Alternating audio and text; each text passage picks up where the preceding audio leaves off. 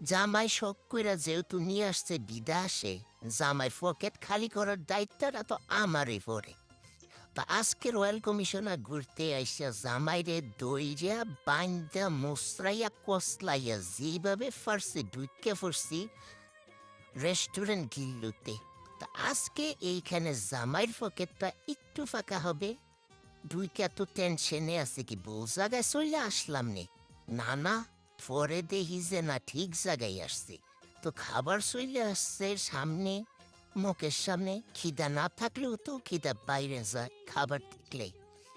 তো যেমনই খাবার হোক, যাই খাবার হোক, যা কিছুই ছিল, যতটুকুই খাবার ছিল তার সাথে বাবু এক বস্তা আলু ফ্রি থাকে। তা আমিও নাস্তার বান্দা, আলু যেহেতু ভাজা ফুরাই দেয়, আমিও সারতে রাজি না। আলু মারা সারা কুইরেই ছাইরা দেই। তো যাই হোক, খানা দানার উপরে পড়লাম জাফাইয়া। খাওয়া দাওয়া শেষ করতাছি, কুইরে দিলাম একটা দৌড়। খাইয়া দাইয়া কি আর জাগাত বইয়া থাকা যায়? দিলাম ভেন্ডেন করে একটা দৌড়। তো সবাই ভালো থাকবেন, আল্লাহ হাফেজ।